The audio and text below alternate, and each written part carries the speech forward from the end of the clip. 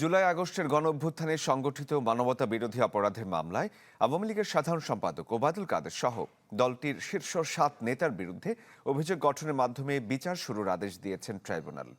হিরন আরও mineral water মাত্র 50 পয়সায় প্রতি লিটার। বৃহস্পতিবার আসামিদের বিরুদ্ধে আনুষ্ঠানিক অভিযোগ গঠন করে আদেশ দেন বিচারপতি নজরুল ইসলাম চৌধুরীর নেতৃত্বাধীন 3 সদস্যের আন্তর্জাতিক অপরাধ ট্রাইব্যুনাল 2।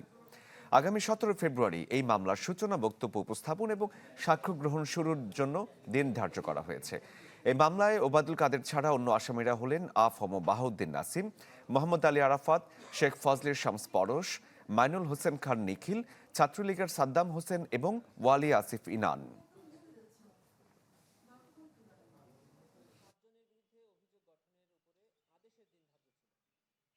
জুলাই গণঅভ্যুত্থান চলাকালে মানবতা বিরোধী অপরাধের অভিযোগে সাবেক সেতু মন্ত্রী এবং আওয়ামী লীগের সাধারণ সম্পাদক জনাব ওবায়দুল কাদের সাহেব সহ 7 জনের বিরুদ্ধে অভিযোগ গঠনের উপরে আদেশের দিন ধার্য ছিল। মাননীয় ট্রাইব্যুনাল এই 7 জনের বিরুদ্ধেই অভিযোগ গঠন করেছেন।